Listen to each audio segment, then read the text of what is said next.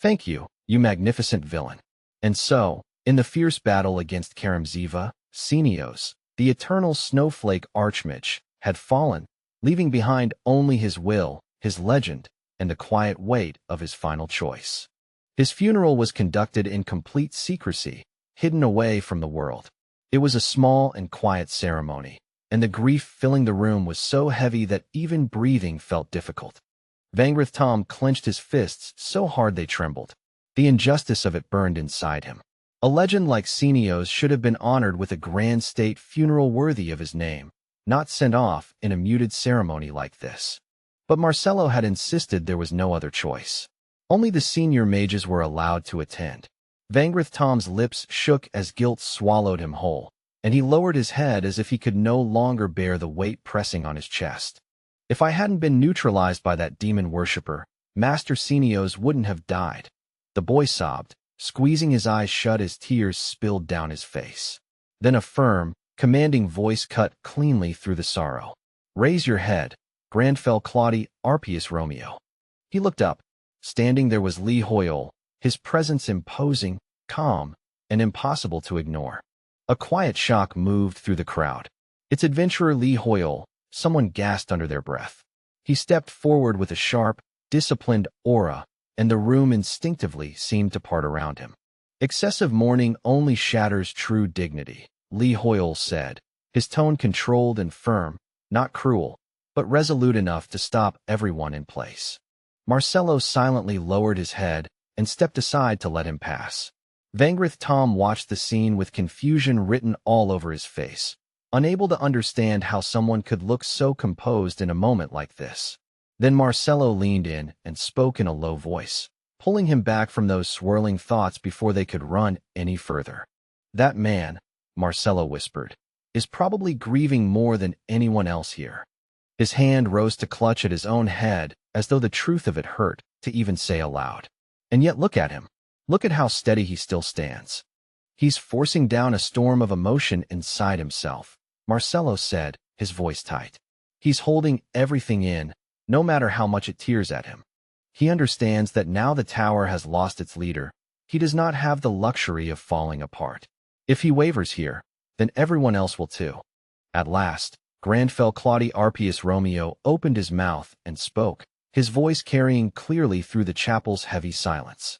In his final moments, Senios smiled, he said. He protected his pride to the very end by accepting mutual destruction with the enemy rather than retreating from what had to be done. There was no regret on his face, only peace. His gaze moved over the others, one by one. So bury your sorrow deep in your hearts. And from this point on, focus on what still must be done. Grief alone will not protect anyone.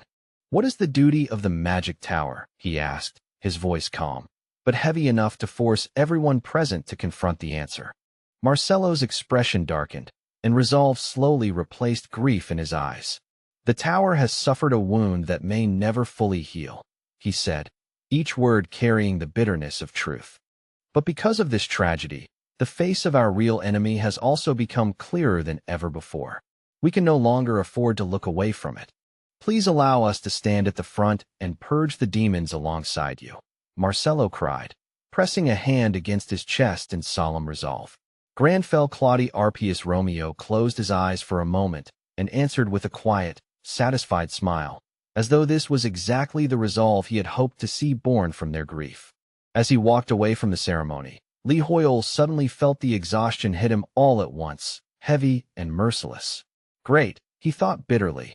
Now we're actually responsible for the magic tower too.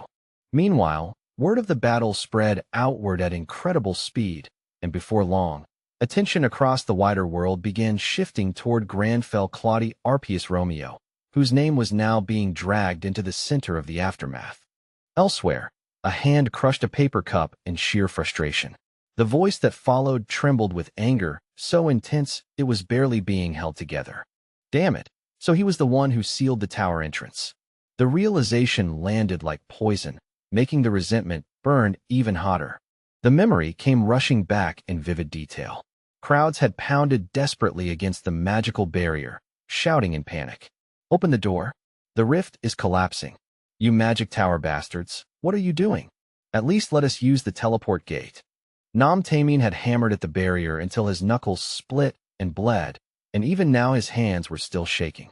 They really saw us players as useless trash in that battle, he muttered, bitterness thick in his voice. Once again, we were powerless. As Nam Taemin sat there brooding, Nam Keelman walked over and addressed the guild master in a blunt, almost challenging tone. So what? Are you just going to sit there and drown in disappointment? It's fine, Nam Keelman continued, refusing to let the mood sink any lower. From here on out, we just grind until we become strong enough to actually matter. Nam Keelman lifted a file folder in one hand, grinning with a bright, deliberate optimism that felt almost forceful in the face of all that frustration. Nam Taemin let out a breath and nodded. You're right, brother. But before the moment could settle, a system alert rang out for every player across the world like a massive bell announcing a turning point. Scheduled update complete. A new region is now approaching. The message appeared before everyone's eyes, abrupt and impossible to ignore. The Goddess Church, a religion with enormous influence across the continent despite its harsh and notoriously rigid doctrines, had now entered the stage in full. With more than a third of the continent's population counted among its followers, their holy land, Murian, has now been added to your world. The moment that announcement spread, the player base erupted with excitement and speculation. Comments poured in instantly, most of them full of excitement about holy buffs, priests, and healing support. But Lee Hoyle's thoughts were far darker than the crowd's cheerful reaction. Sure, under normal circumstances, this would be great news. But why the hell is the Goddess Church attacking players? Lee Hoyle screamed inwardly in despair, even while, on the outside, Grandfell Claudie Arpius Romeo calmly lifted his teacup and took a composed sip as if nothing were wrong. Then the scene abruptly shifted into chaos. People were running from the main gate in terror, screaming as they fled, their panic spreading faster than wildfire through the surrounding streets. Watching them from a distance stood a masked figure with glowing red eyes, silent and ominous like a nightmare given form. And just a few hours earlier, at the main gate of Murian, someone had called out in a respectful voice, Sir Weaver. Weaver turned toward the blinding storm of camera flashes, the sharp bursts of light reflecting off the polished surface of his armor. The air around him buzzed with the excited chatter of reporters and the rapid clicking of shutters, all of them desperate to capture his reaction at this historic moment. For a brief second, he lifted his chin proudly, letting the attention wash over him like a spotlight on a stage he had long wanted to stand on. The moment the Murian update had gone live, the press had descended on him like a swarm of hungry vultures. News crews, bloggers, and gaming analysts crowded the entrance of the plaza, microphones thrust forward and cameras rolling.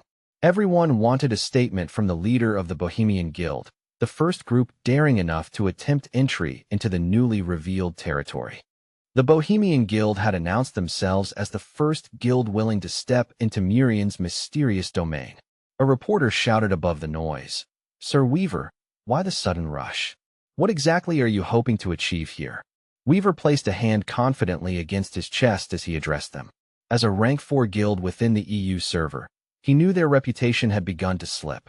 We haven't been as active as our fans expected, Weaver admitted, speaking loudly enough for the cameras to hear. Frankly, we know we've disappointed people recently. He paused, letting the weight of that confession settle before straightening his shoulders. But this time will be different. This time, we intend to prove exactly what the Bohemian Guild is capable of. He thumped his armored chest proudly, the metallic sound echoing through the crowd. My class is a knight, he declared with unmistakable pride. And knights are meant to lead from the front lines. We don't hide behind others. We charge forward where the battle is fiercest. The statement drew murmurs of approval from the gathered spectators. Historically speaking, Weaver continued, lifting a finger as if delivering an important lecture. Our order has always maintained the closest ties with the temple. We understand their traditions, their discipline, and their faith better than most adventurers out there. He smiled slightly, convinced this connection would give him a decisive advantage. This time, he proclaimed boldly, raising his voice with growing excitement, I will surpass everyone else. His declaration sent a ripple of cheers through the watching crowd. Some applauded enthusiastically, while others shouted encouragement. For a brief moment, Weaver stood bathed in admiration. Weaver soaked in the applause with obvious satisfaction, the corners of his mouth lifting into a confident grin. That's right, he thought to himself, basking in the praise. The crowd's energy fed his ego, making him feel as though the entire moment had been orchestrated for him alone. Until now, Weaver had mostly watched Li Hoi's legendary achievements from the sidelines. Time and again he had seen that name dominate headlines, clearing raids and shaping events that shook the entire server. Watching from afar had always left a bitter taste in Weaver's mouth. But here, he told himself with renewed determination, knights are the vanguard. This territory was designed for warriors like him. This battlefield, he believed, was finally his stage. Yet that confidence crumbled the instant he stood before the towering gates of Murian. The massive entrance loomed over him like a silent judge, and his steps slowed to a halt. A cold wave of unease crept up his spine. Something about the place felt wrong, terribly wrong. Weaver's stomach twisted with sudden panic as he stared at the silent fortress ahead. One of his subordinates leaned closer and whispered nervously, clearly sensing the same unsettling atmosphere. "Guildmaster, are you absolutely certain this zone is friendly?" the subordinate murmured. "The air feels suffocating." His voice dropped even lower. "And look over there. Forget about welcoming us. Those holy knights on the walls are aiming their bows directly at us." Inside his head, Weaver was screaming in pure alarm, but outwardly he forced himself to maintain a polite posture. His throat tightened as he tried to sound calm, though his words came out awkward and shaky. "Greetings, honorable members of the temple," Weaver stammered, raising a hand in what he hoped looked like a respectful gesture. "I am Knight Weaver. Our guild has come in good faith to offer our support and assistance." Before he could even finish the sentence, a sharp whistle cut through the air. An arrow sliced past his face, grazing his cheek so closely that he felt the sting instantly. The thin line of blood that followed made his heart nearly stop. Weaver's eyes widened in absolute shock.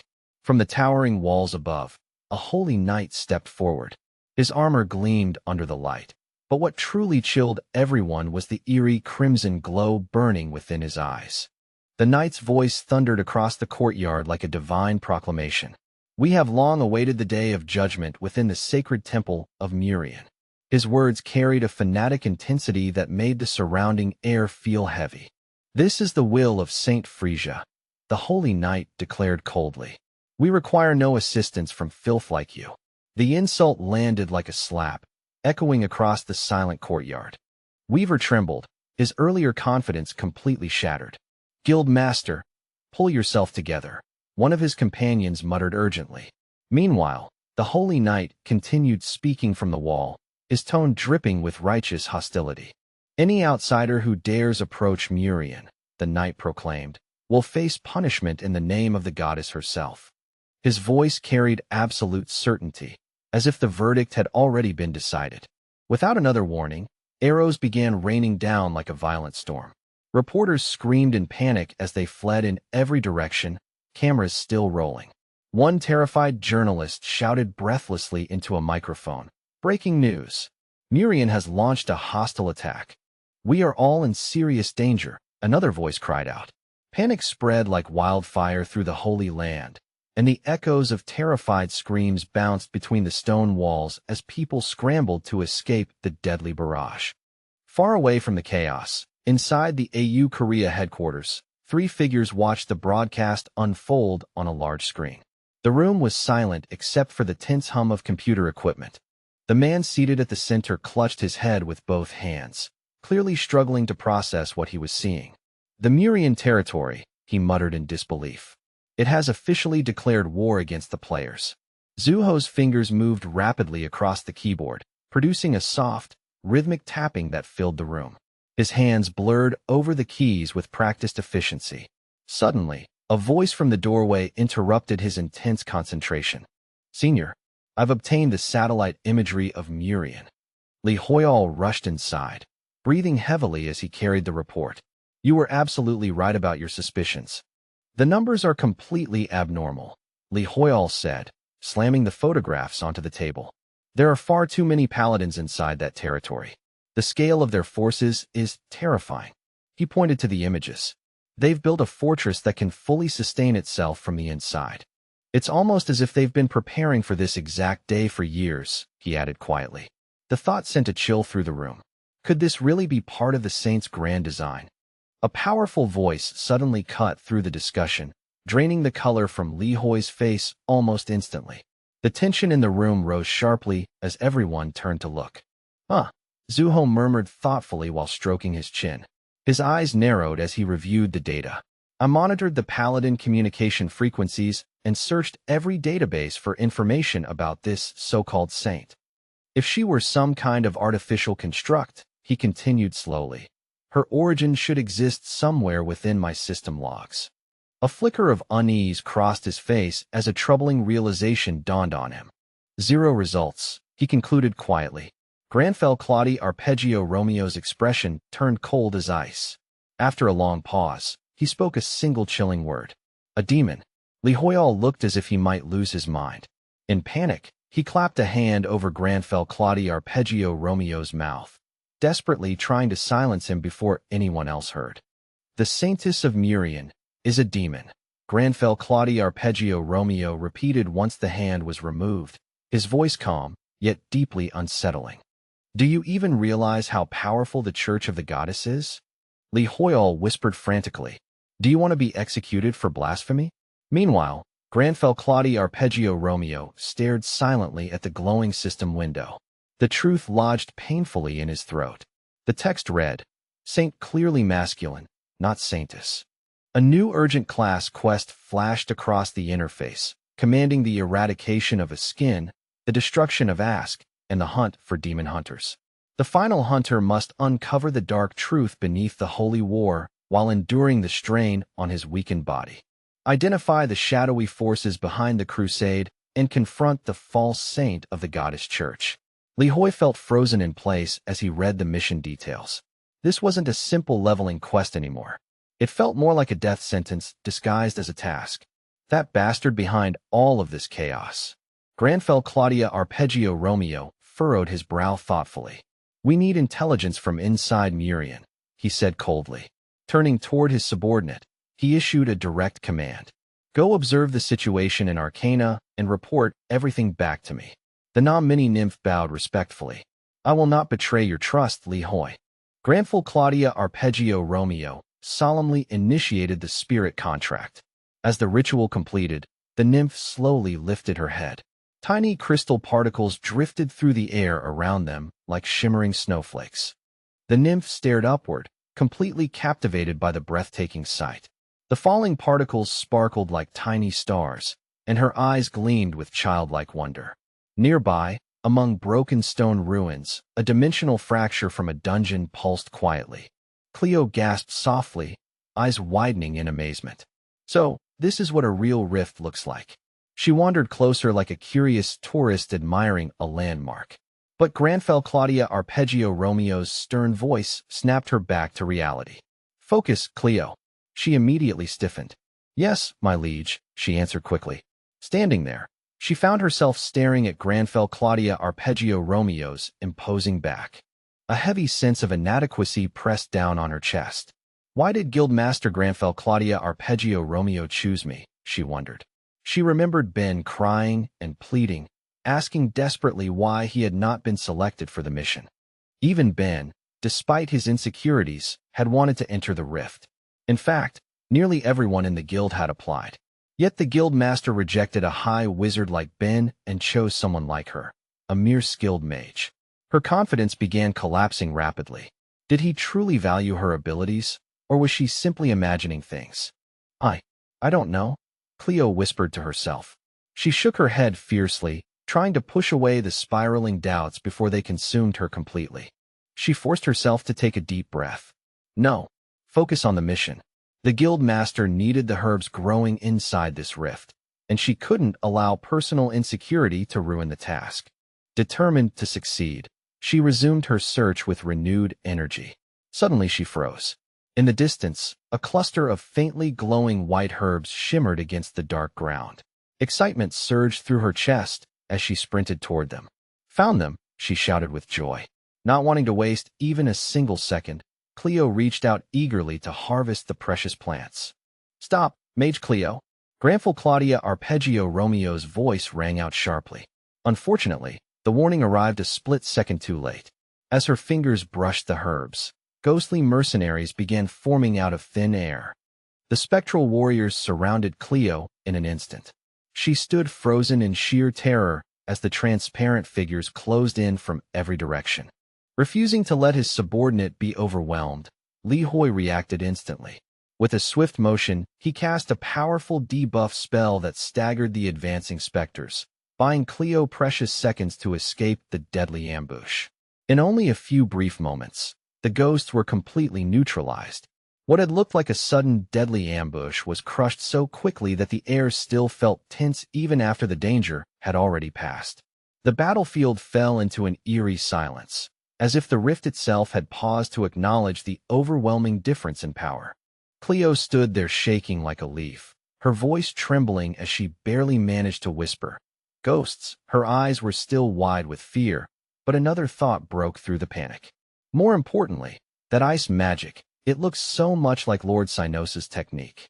Once he confirmed that she was unharmed, Grandfell Claudia Arpeggio Romeo slowly lowered his hand and, as if this had become a lesson rather than a crisis, began to explain. After witnessing a spell of that caliber, Grandfell Claudia Arpeggio Romeo said calmly, "I had no choice but to analyze it for myself." His tone was measured, almost casual, but there was quiet pride behind it. "It is still imperfect, of course, but I learned enough to reproduce the core essence." Then he pointed toward the glowing white flowers, which were releasing a hazy veil of mana into the air. "That plant," he said, "is called demon root. It only grows near rare or is known as demon killers," he continued, his eyes fixed on the flowers. "And because of the mana it gives off, it acts like a beacon to spirits and ghosts." Cleo lowered her head at once, shame heating her cheeks. She swallowed hard, trying to force down both her fear and her embarrassment after nearly causing such a disaster. Her whole body trembled as she bowed her head deeper. "I am sorry," she stammered. "I understand now. I should have been more careful. My inexperience caused trouble for you." But before Cleo could keep tearing herself down, Grandfell Claudia Arpeggio Romeo cut straight through her apology. "Cleo." He did not wait for her to answer. Instead, he asked in a firm, steady voice, "Why are you inside this rift?" The sudden question caught her completely off guard. Cleo blinked and answered on pure instinct, "To gather herbs for research." The words left her mouth before she could think them through. No one had ever looked at her with such direct intensity before, and under that unwavering gaze, her heart skipped. Then Grandfell Claudia Arpeggio Romeo spoke again, each word landing heavily. "Then focus only on that." With that, he turned as if the matter were already settled. But before walking away completely, Grandfell Claudia Arpeggio Romeo glanced back over his shoulder and spoke with the solemn weight of a knight making a vow. "Any ghost that dares to approach you," he said, "I will freeze without hesitation." But while Grandfell Claudia Arpeggio Romeo looked every bit the noble protector on the outside, Li Hoyle's thoughts were going in a completely different direction. Inwardly, he was already grinning like a greedy merchant. "This is perfect," he thought. "I can use this chance to figure out the cultivation process and mass-produce these things. A whole demon herb factory, just hearing that makes my mouth water." He was so deep in fantasies of profit that he almost forgot where he was. Meanwhile, Cleo, who knew nothing of his greed, stared at Grandfell Claudia Arpeggio Romeo with tearful eyes, as if a god had descended right in front of her. A surge of strength rushed through Cleo's limbs so suddenly that she sprang upright. Her fear was still there, but it had been buried beneath fierce determination. With her voice shaking from emotion, she cried out, "I'll do my best." It sounded less like a reply and more like a vow she was making to herself. "I won't let you down, sir," she added quickly. But the mood shifted just as fast when the words, "mana levels are critical," came into play. In an instant, the last bit of comedy vanished from both Grandfell Claudia Arpeggio Romeo and Li Hoyle's faces. Grandfell Claudia Arpeggio Romeo gave a crisp command. "Use those frozen monstrosities as training dummies." Cleo did not hesitate. True to his order, she launched into action immediately. Under their watchful eyes, Cleo unleashed a torrent of flame magic at the frozen, statue-like mercenaries. Fire roared from her hands in fierce waves, striking the immobilized enemies one after another. The heat flooded the space around them, and what had once been a frightened, hesitant mage now looked like someone fighting with everything she had. Lee Hoyle nodded with clear approval as he watched. Her magic, it's got a real kick to it, he said. He was practically moved, like a man who had just discovered an overlooked gem buried in the dirt. A skilled mage with healing talent had just blasted apart a level 560 monster. That kind of result was not something you simply ignored. Bringing her along had turned out to be a brilliant strategic move. Even Granfell Claudia Arpeggio Romeo gave a short nod and said, "Not bad."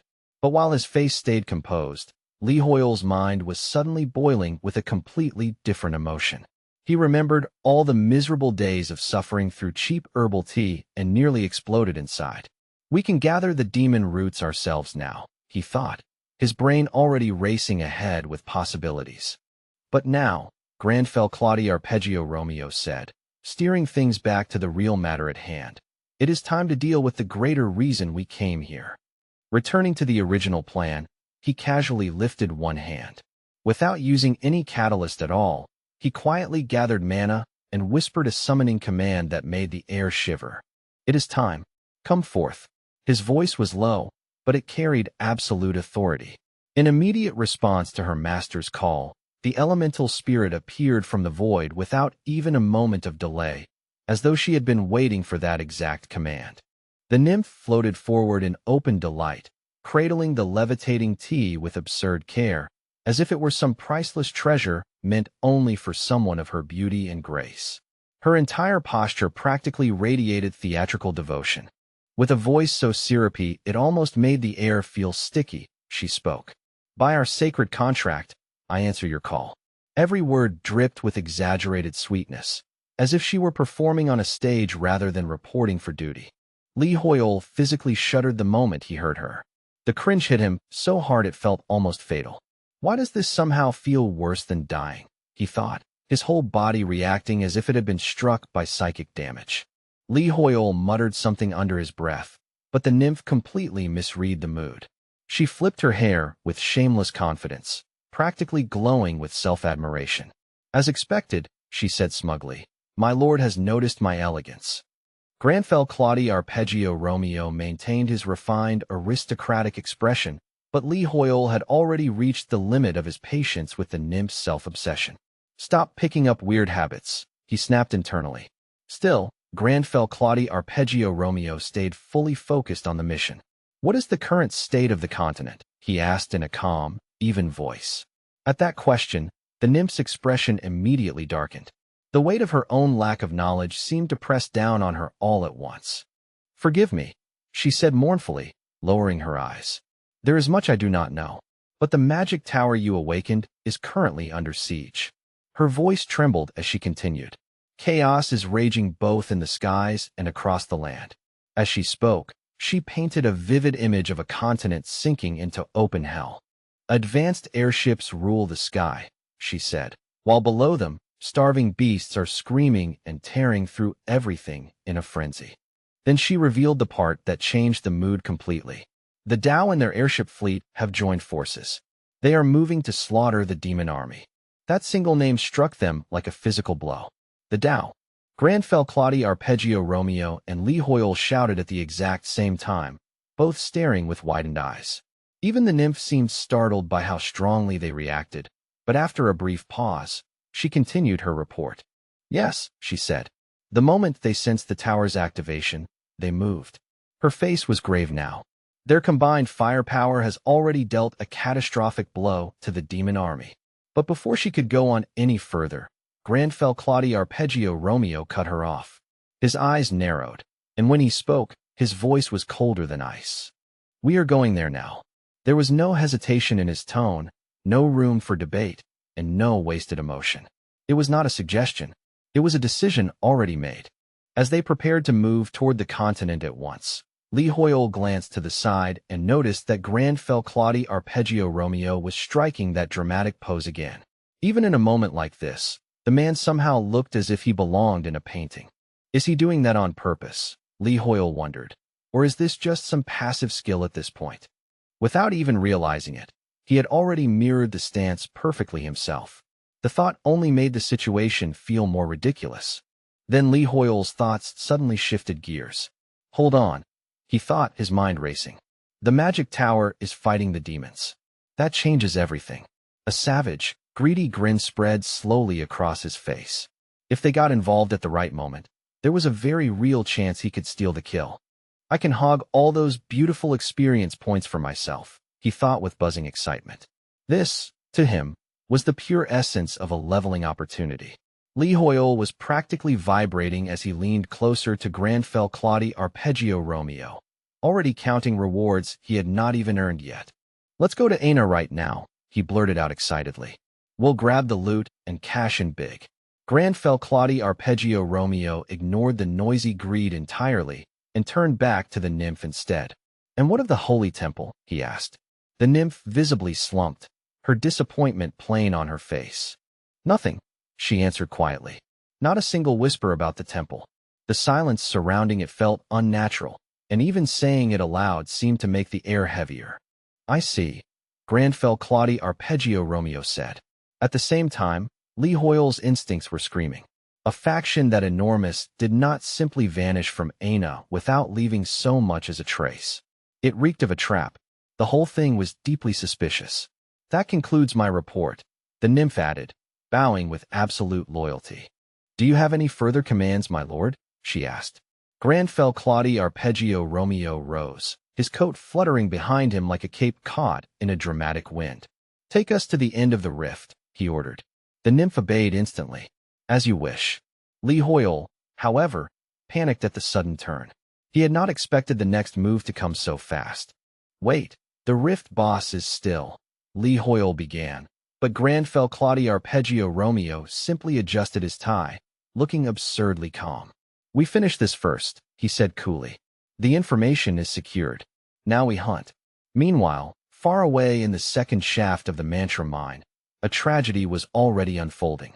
A man that was being beaten so brutally that it barely looked survivable. Every blow felt as though it were crushing his organs from the inside. Helpless and already half broken, he collapsed to the ground and accepted that this might be the end. The thing standing before him was no human executioner. It was a colossal nightmare made flesh, something far beyond ordinary monsters. The dungeon boss had awakened, and it showed no mercy at all. It tore through his entire team with horrifying ease, slaughtering them as if they were nothing. Watching from what he believed was a safe distance, Changhan felt no sympathy. Sir, it's too strong, one of his subordinates pleaded desperately. We have to retreat, the subordinate begged. But Changhan's face twisted with ugly cruelty the moment he heard the word. He did not hesitate for even a second. Retreat? Absolutely not. His obsession with Jessie Haines' fame had rotted his judgment to the core. She's sitting at the top, shining while the rest of us get ignored, he thought bitterly. We need this clear if we're going to raise the guild's rank. There was no strategy in that thought, only raw envy dressed up as ambition. Blinded by jealousy and selfish greed, he barked out an order that was basically a death sentence. He did not care about the lives he was spending. To him, they were just pieces to throw away if it meant chasing glory. I don't care if every last one of you dies, he shouted. Charge. Bring it down. He hid behind the chaos like a coward, throwing out screaming orders while other people paid the price with their bodies. Destroy that scrap metal, he yelled again, desperate to claim a victory he had done nothing to earn. But back in the Mantra mine, deep within shaft 660, time seemed almost impossible to measure. How long had it been since they arrived? In that place, even that simple question felt uncertain. Lee Hoyle stood there with his arms crossed, radiating quiet confidence as he gazed into the darkness below. His posture was calm, almost casual, but his eyes were locked forward. Looming before him in the abyss was the boss monster itself, vast and oppressive enough to dominate the entire space. Then Lee Hoyle spoke, his voice cutting sharply through the heavy silence. In response, the beast answered with a voice that sounded like giant stones grinding together. O noble one, it said, you who possess limitless potential. I have waited for ages, the creature continued, its ancient voice heavy with longing. for a master like you." The words echoed strangely through the mind, making the entire encounter feel less like a battle and more like some forgotten ritual finally reaching its end. Granfell Claudia Arpeggio Romeo and Lee Hoyle stood their ground without flinching. Neither of them showed the slightest sign of fear, even with the monster towering before them. The silence between them and the beast felt sharp and deliberate. The monster's eyes burned with an ancient light. There was power in them, yes, but also exhaustion, an old weariness born from endless, meaningless invincibility inside the dungeon. It did not truly wish to fight. It wanted purpose. "Please," the boss rasped, its voice almost pleading now. "Forge me into the highest perfection you seek." Granfell Claudia Arpeggio Romeo accepted that plea without hesitation. Mana burst from his fingertips in a brilliant surge and wrapped around the giant body like a living storm. Under that overwhelming force, the massive form began to condense, its monstrous shape collapsing inward until the entire creature was compressed into a single radiant orb that hovered before them. Lee Hoyle blinked in disbelief as he stared at the glowing stone, now resting near Granfell Claudia Arpeggio Romeo's hand. The transformation had happened so smoothly and so completely that his mind needed a second to catch up to what he was seeing. "So that's the boss's true form," Lee Hoyle murmured, still staring. "It's smaller than I expected." Granfell Claudia Arpeggio Romeo responded in the calm tone of a lecturer. "Demon steel," he explained. "A living metal that possesses its own consciousness. It is the material required to create an ego sword," Granfell Claudia Arpeggio Romeo continued. That giant form was merely the trial. If the old legends were true, then he had finally found the answer he had been searching for. Without wasting another second, he shaped the metal with magic itself, refining and forging it into a blade of pure, cold steel that seemed to hold a will of its own. This was never just about brute force or simple destruction. It was about absolute dominance, the kind that crushed resistance before it could even take shape. As Granfell Claudia Arpeggio Romeo wrapped his hand around the hilt, the truth became undeniable. The old myths about the hidden route had been real all along, and now he had done what few could even imagine. He had successfully claimed the demon steel for himself. Lee Hoyle let out a long, shaky breath, his knees nearly giving way beneath him from pure relief. "Thank God I was already tapped out on mana," he thought, still trying to calm his pounding heart. If that had turned into a real fight, I would have been completely finished.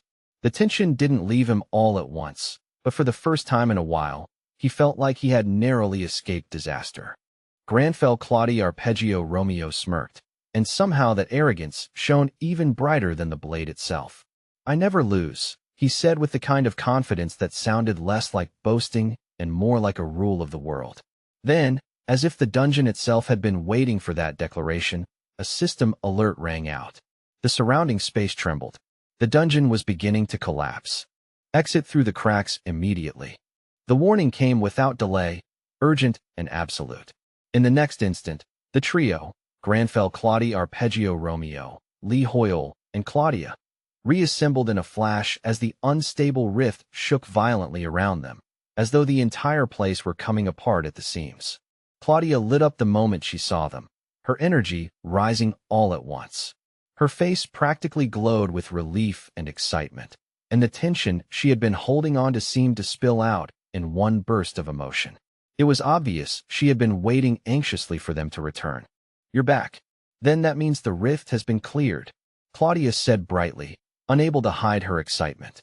"I have secured the asset," Granfell Claudia Arpeggio Romeo replied, calmly dusting off his immaculate suit as though he had merely finished a routine errand. But the brief moment of triumph shattered when a rude voice suddenly cut through the air. "Lee Hoyle." It was Chang Han, and his guild had arrived with him. Battered, filthy, and still bleeding from fresh wounds, Chang Han somehow managed to sneer with arrogant pride. "So, you cleared a mine too," he said, acting as though he had the upper hand despite looking completely pathetic. Then, ignoring his own miserable condition, he barked out smugly, "But what a shame."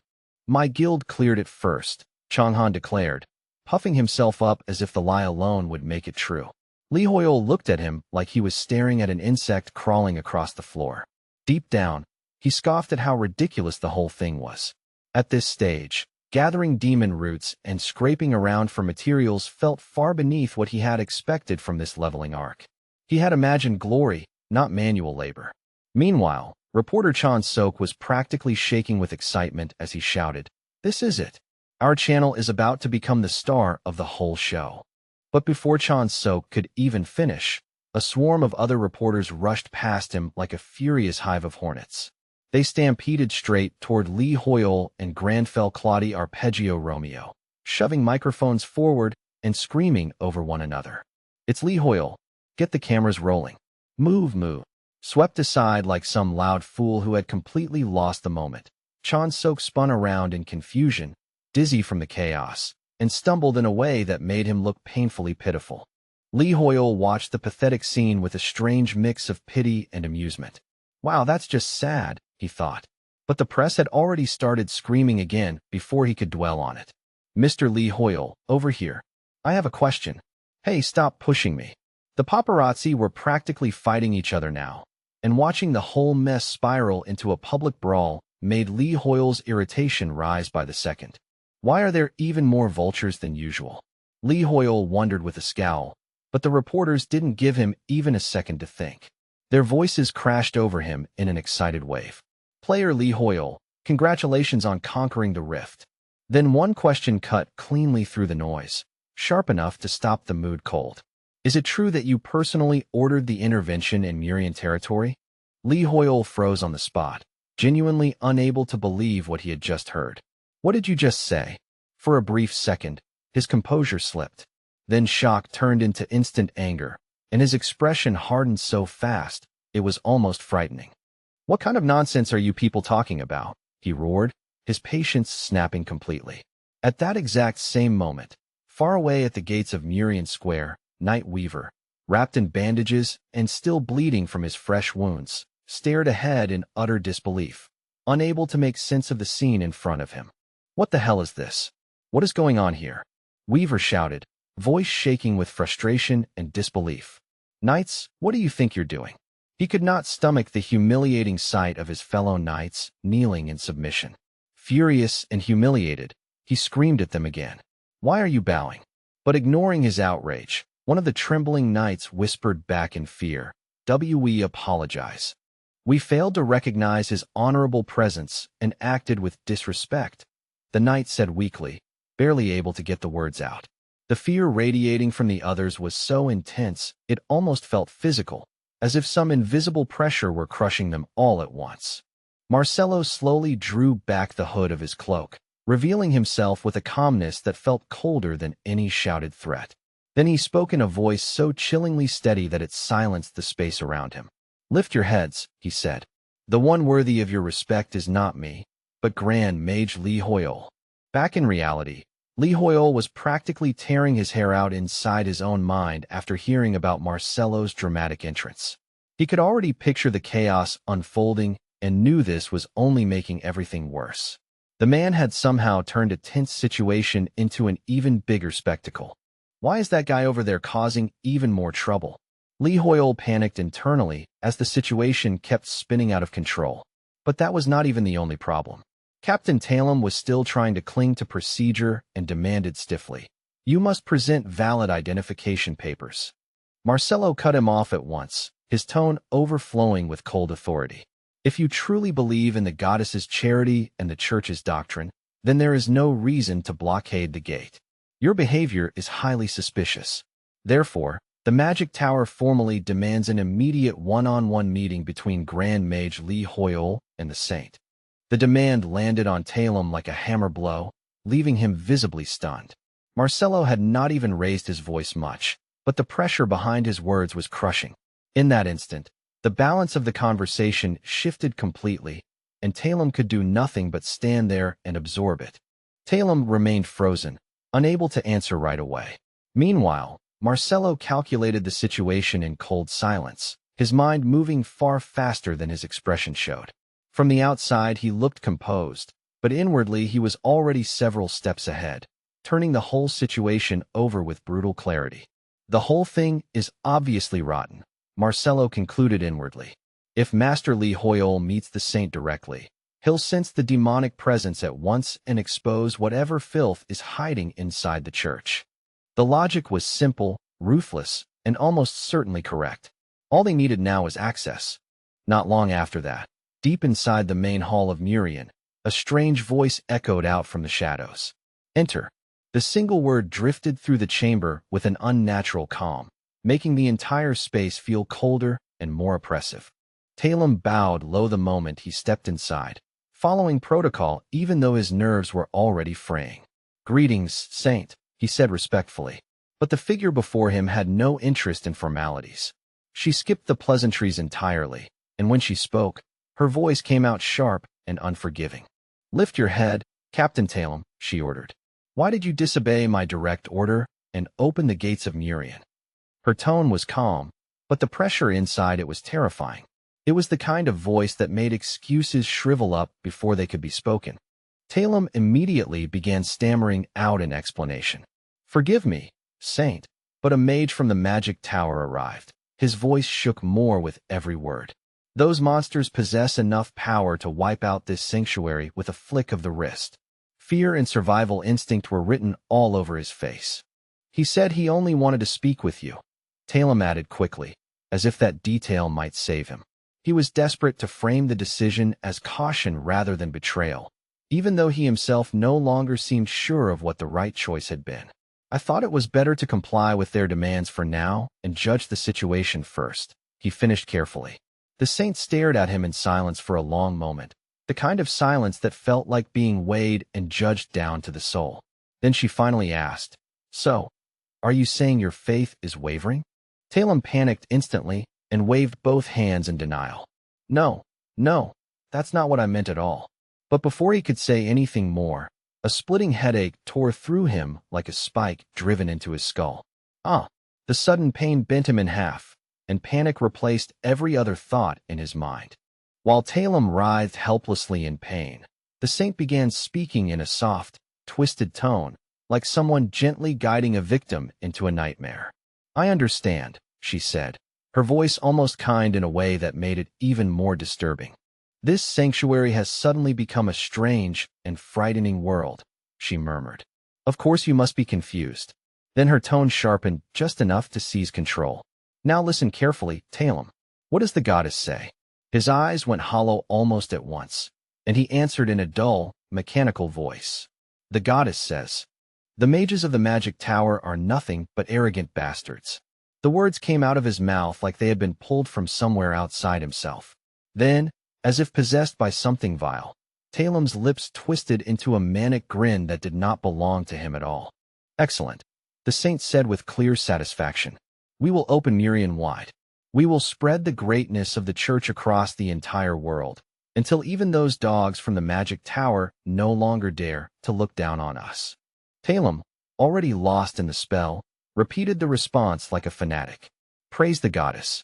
Praise the goddess! Praise the goddess!" Talem echoed yet again. The saint smiled in approval, thoroughly pleased with her work. "That is better," she said, sounding almost affectionate. "You are one of the goddess's most faithful servants." Meanwhile, outside at the front gate, Streamer Park was live on air and loudly hyping up the crowd. "What's up, guys? I'm coming to you live from the famous Murian territory everybody's been talking about," Park said excitedly, swinging the camera around with practiced energy. Ever since the magic tower dropped Li Hoyol's name, everyone's been expecting him to show up any second. The chat was moving so fast, it was almost unreadable. One user, Gorilla and Goddess, posted, "Oh my god, did they really open the gates just because a mage showed up? Is this the power of the magic tower?" Another user, Homan, immediately replied, "Li Hoyol ordered it. This is the Li Hoyol effect." Park grinned and kept up the tour. "While we wait for the legend himself, let me show you around."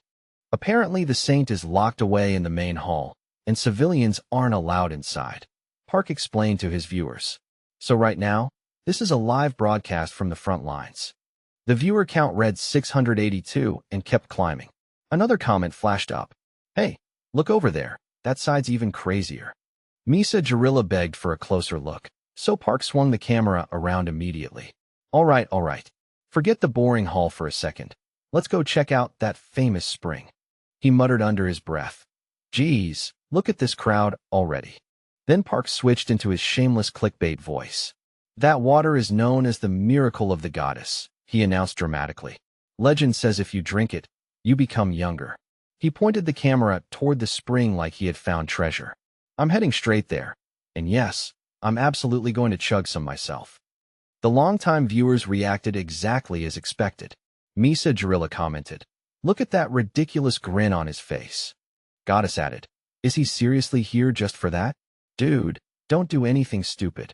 Park pretended to turn serious, squaring his shoulders like he was about to make some noble last statement. Listen carefully, Park declared in an exaggeratedly solemn voice. If something happens to me after I drink this water, all my ad revenue goes to my mom and to Lord Lee Hoyle. The comment section exploded instantly. What the heck? Someone typed. Stop being dramatic. But then Lillard suddenly spammed. Oh my God, behind you. A second later, the whole chat became a wall of the same warning. Behind you. Look behind you. Park turned around, and his eyes nearly bulged right out of his head. Lee Hoyle, he screamed. It wasn't just him either. The entire crowd recognized the hero at the exact same moment and surged forward in a frenzy. It's Lee Hoyle. Both the stream and the real world went completely feral. Northstar typed in all caps. Huion. Huion. Park shouted. Why am I standing here? I need to follow him. One viewer joked. Somebody give this man a Nobel Peace Prize already. On the outside, Lee Hoyle looked as cold and composed as ever, but inside his mind he was spiraling. Why are there this many people here? They had opened the entire fortress right after enforcing a complete lockdown.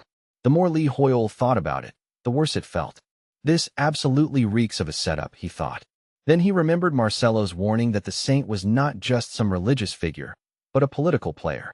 And then there was that so-called miracle water. It was too clean, too convenient, too tempting. In this Mana recap, rumors had spread that the elixir granted eternal youth. It was exactly the kind of story desperate people would cling to without asking questions, especially once enough others started believing it too. That sweet little lie had swelled the number of visitors to terrifying levels. As Lee Hoyle connected the dots, the sudden change in behavior, the open gates, the crowd, the spring, it all started to fit together perfectly.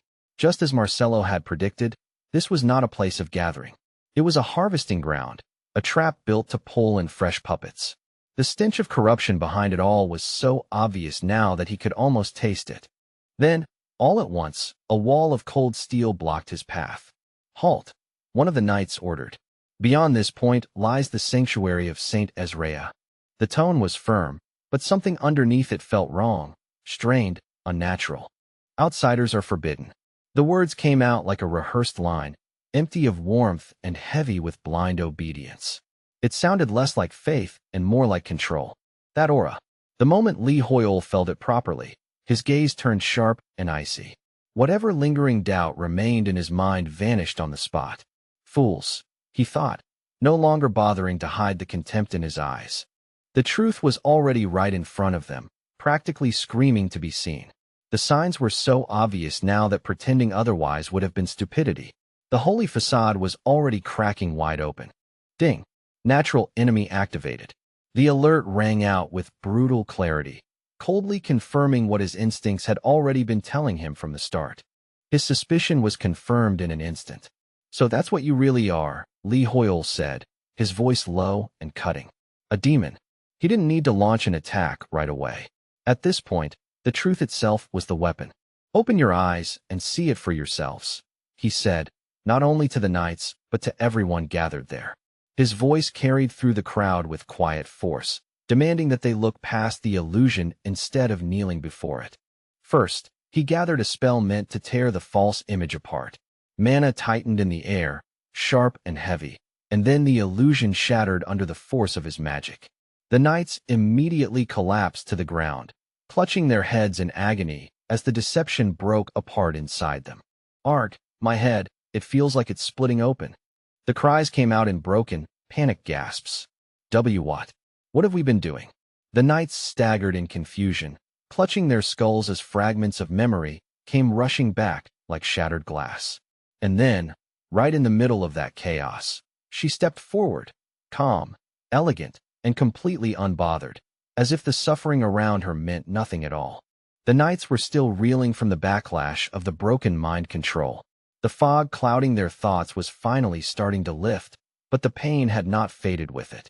It drilled through their heads and left them trembling where they stood, caught between clarity and agony. And yet, even while their minds throbbed with pain, none of them could bring themselves to look away. Their eyes stayed fixed on her as though something stronger than reason was pulling at them. It was horrifying, humiliating, and impossible to resist. A warped kind of fascination took hold of the crowd almost instantly. She's unbelievably beautiful, one person murmured. Look at the saint, she's like a goddess. Another voice, half-dazed, blurted, I'd join her cult in a heartbeat. Even the live stream chat was collapsing into worship in real time, turning into a parade of pure blasphemy. Lee Hoyle watched the reaction in disbelief and thought, damn, she's the real deal. But the saint only used that opening to put on a mask of righteous anger. How dare you injure my knights, she cried, as if she were the victim here. She moved as if preparing to spin another beautiful lie, ready to wrap everyone up in her words all over again. To anyone who didn't know better, it might have looked convincing. But to Lee Hoyle, it was pitiful, like a tiny gnat flinging itself at a dragon and pretending it had the upper hand. Thanks to his natural enemy clash trait, every form of mental interference was automatically nullified the moment it touched him. Charm, hypnosis, mental pressure, none of it could take root. What was overwhelming everyone else barely even brushed against him before disappearing. This was the kind of moment every leveling fantasy built toward. The point where the smug villain realized they had picked the absolute worst protagonist to mess with. Lee Hoyle didn't even need to force himself to stay calm. The system had already made sure he was the one person here her tricks simply could not work on. For the first time, her perfect mask visibly cracked. The holy calm slipped, and something ugly showed beneath it. Then a burst of manic laughter exploded out of her, sharp and unstable. "Huh, I see now," she said, her voice twisting with a new kind of delight. "The stench of Axion clings to you," she hissed, staring straight at him. "So you're the last survivor." The way she said it made the words feel less like a guess and more like a long-awaited recognition, something ancient and hateful finally clicking into place. The sky above Murian suddenly bled red, as though the heavens themselves had been wounded. Then meteors began raining down from above, ripping through the air with terrifying force. Panic tore through the crowd in an instant as people screamed and shoved against each other, desperate to get out of the kill zone. "Is that really the saint?" someone shouted in horror. The beautiful illusion that had wrapped around her body began to melt away like wax under extreme heat. Piece by piece, the holy image dissolved, and the truth hidden beneath it crawled into view. Slimy tentacles burst outward where graceful robes had been only moments before. Razor-sharp fangs glistened wetly beneath the falling red light. Every detail that emerged made the thing look less human and more like some foul creature dragged up from the bottom of a nightmare. It was not merely ugly. It was monstrous in a way that seemed to reject the natural order itself, a nightmare given flesh, malice, and hunger. Just looking at it made people feel as if their instincts were screaming for them to run. "So this is what you really are." Lee Hoyle's voice came out cold and flat, stripped of surprise now that his suspicion had become fact. There was no hesitation in him anymore, only clarity. Freya abandoned the act completely, no longer bothering to imitate holiness or grace. The demon stood fully exposed at last, grinning with grotesque delight. "Pooh," she laughed. "So a demon hunter actually crawled all the way here. What a fun surprise." She sneered as she locked eyes with him, openly amused instead of threatened. "You've got nerve, I'll give you that," she said. "Thanks to you, I've had a truly entertaining day." Her tone was playful, but the contempt underneath it was unmistakable. "These sheep," Freya said, sweeping a glance over the crowd. "These precious followers of the goddess. They're so pathetic it's almost adorable." She smiled wider. "They obeyed every word I said as if it had descended from heaven itself. Not one of them stopped to think. Infiltrating this continent was child's play," she continued with smug ease. "We butchered them again and again, and they never even realized what was happening." Her grin stretched as her words turned crueler. It was a feast of death right under their noses, and you people helped prepare the table. The truth hit the Knight Commander like a blow to the chest. His face emptied of color, and his legs gave out beneath him. He dropped to his knees right there, crushed by the weight of what he had just heard. "We were puppets," he whispered, his voice trembling with disbelief and shame. "The demons played us like fools this whole time." His hands shook as he looked down at them, as if they no longer belonged to him. "And while people suffered, we chose not to see it. For this, we sealed the gates," he said bitterly, horror dawning more clearly with every word. "We thought we were protecting the sanctuary, but all we really did was help the enemy." Then, cutting through the despair like a blade, a cold voice rang out. "Stand up. Is your conviction really made of glass? A few cheap tricks were enough to shatter your faith?" The voice continued, merciless and sharp. "Was your loyalty really that shallow?" Ironically, Lee Hoyle thought to himself, "I'm probably the least religious person standing here." And yet even he could not tolerate watching them collapse so easily. The knights froze as those words sank in. Shame, anger, and confusion warred across their faces. But while their hearts were still catching up, Granfell Claudia Arpeggio Romeo had already moved on to the larger problem in front of him. This was no longer just about exposing the demon. This situation was spiraling fast, and even he could see how bad it was getting. Can I really solo this boss here? The thought crossed his mind with unusual seriousness. The battlefield, the civilians, the demon, the collapsing order, everything about it screamed danger. Maybe I should have called for backup from the magic tower after all, he thought. Then the system chimed with a clear alert. Ding. System notice, command rights. The message appeared so abruptly that it cut right through the tension. Transferred by the authority of Commander Talameber. 48,800 knights are now under your command. Current status, awaiting orders. For a brief second, the words didn't even register properly. Wait me? I'm commanding an entire army now? Even in the middle of chaos, the scale of it was staggering. Before he could fully process the system message, a thunder of voices erupted around him. Thank you, sir, the knights shouted with desperate sincerity. If we fall here, then we truly betray the goddess. Their fear was still there, but now it was mixing with a rising resolve. We were blind fools who let a monster use us, they cried out. Please, let your sword become our beacon. The plea wasn't elegant, but it was honest. They were grabbing at the first solid thing they could believe in after having their faith twisted and shattered. Lead us to redemption, they roared. And while those words rang out in front of the sanctuary, chaos had already spread into the streets beyond. The city around them was becoming a battlefield of its own. Screams and crashes echoed from every direction. Aya! But the battle over the goddess's name was nowhere near finished. Your orders, Commander Granfell, someone called out. The question landed heavily, and for a brief moment the full weight of the situation settled on his shoulders. Knights of the Order, Granfell Claudia Arpeggio Romeo declared, his voice carrying cleanly over the noise. The time has come to prove how much your faith truly weighs. His words were steady and commanding, giving the panicked crowd something solid to hold on to. Will you let the beast that mocked your goddess simply walk away? He asked, raising his blade. Or will you stand with me and send it screaming back to hell? The challenge struck straight into the center of their wounded pride and broken devotion.